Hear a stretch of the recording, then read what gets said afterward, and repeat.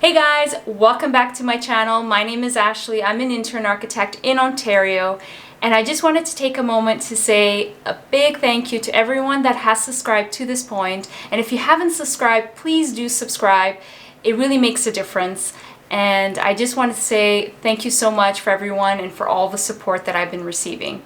And in today's video, we're going to be talking about how to become an intern architect and getting started in the internship program, along with the latest updates made to the internship program, which affect current intern architects and future intern architects. So stay tuned.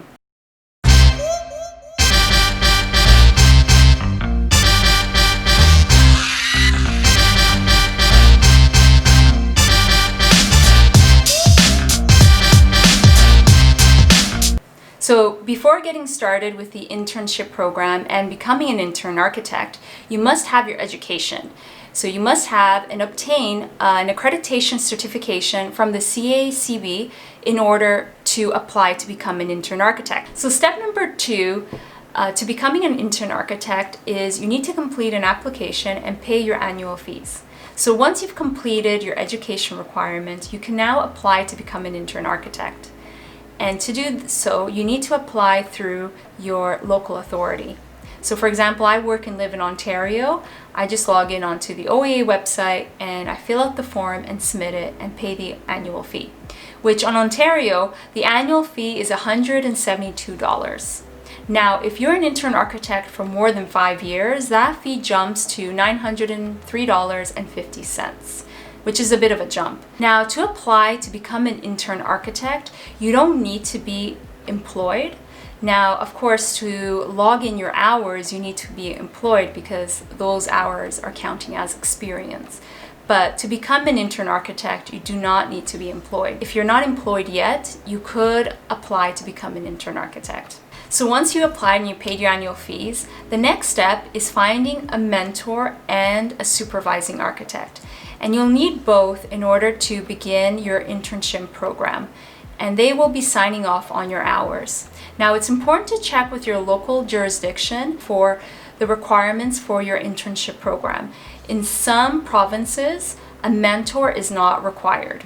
However, for myself, because I live in Ontario, a mentor and a supervising architect were required.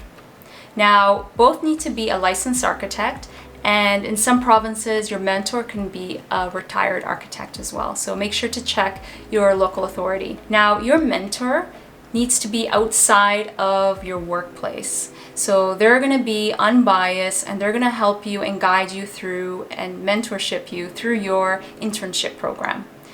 Now, your supervising architect, they would be within your company, and they're going to be on a daily basis directing you and supervising you throughout your internship program. So you'll be meeting with your mentor and your supervising architect every 900 to 1,000 hours. So you'll meet with them and review your progress, and they will, of course, give you some advice and sign off your hours. So once you have your mentor and supervising architect, you can begin the Canadian Experience Record Book, the CERB. You can start recording your hours and start chipping away at the 3,720 hours required. Now, effective January 1st of this year, 2021, there's been some updates to the program, the internship program, and there are some new categories added, and some hours have been shuffled around in the internship program. So now let's review those updates and compare them with the old program.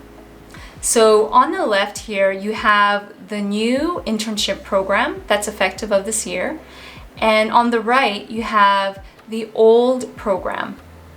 So the categories still remain, the overall categories still remain the same. So you still have category A, design and construction documents on both old and new programs.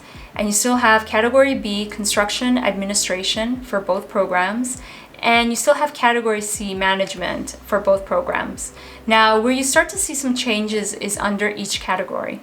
So for example, one of the updates in the new program is site and environmental analysis, which used to be site analysis. The total hours still remains the same. The other change is under schematic design, there's been an increase in hours. So what used to be 120 hours is now 240 hours required. There's also been an increase under engineering, systems, and integration, where it used to be 120 hours, it's now 140 hours. And also under building cost analysis and code research still remains the same. A new area added into category A is envelope detailing, which requires 80 hours. So the old program did not have envelope detailing, and part of the new program, design development, still remains the same. And there is a slight change to construction documents. So where you used to need 1,080 hours, you now only need 760 hours.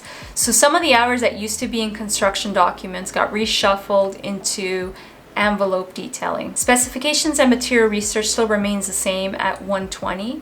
Document checking and coordination is now 100 hours versus the 80 hours in the old program. Energy literacy and sustainability is a new category at 80 hours, which gives you a total under category A of 2,200. And so now you'll notice that the new program, there's a bit more focus on sustainability and envelope detailing. I think it's great that we're shifting toward more of a focus on sustainability, and I believe it's great that we now have a category dedicated to energy literacy and sustainability. So category B, construction administration, there's been some slight changes as well under category B. So area 13, which used to be bidding and contract negotiation, is now procurement and contract award. And you need a total of 120 hours versus the 80 hours. So area 14, construction phase office, has increased the hours from 120 to 200 hours. And area 15, construction phase site, used to be 120 hours and it's now 200 hours. So category B is a total of 520 hours, and it used to be 560 hours. Category C, there's a few changes as well in category C, management. So what used to be project management is now management of the project, and the total amount of hours still remains the same at 120. There's been also an update to office management, and it's now business practice management at 120 hours. For a total under category C, 240 hours. So in total, categories A, B, and C, we're looking at 2,960 hours versus the 3,640 hours.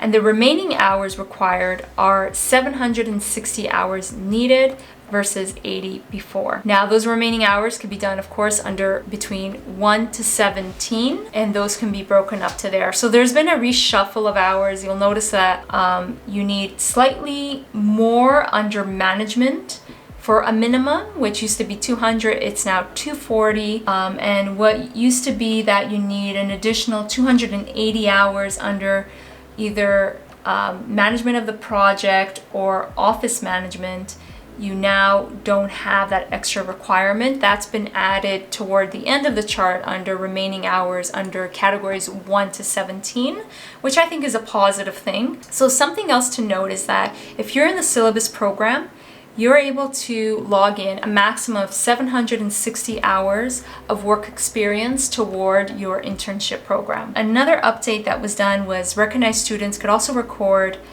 up to 760. Haven't completed all of your hours in the old program, then you have until June 30, 2022 to complete those hours. So for example, right now I have 90% of my hours approved and completed.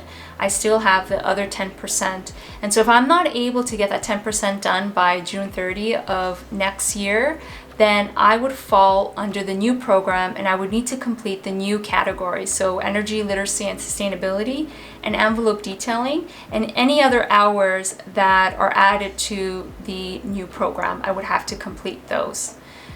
Now, you could choose, if you still have a long way to go and you're still working in the old program, you could choose and opt to be recording your hours under the new program. So that might be an option for you if you're still early on in the process and you see that you're not able to complete it by next year.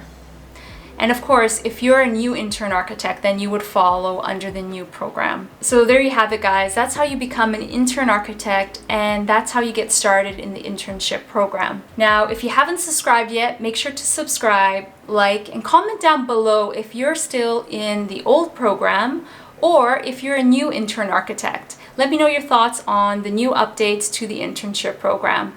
Until next time, bye guys!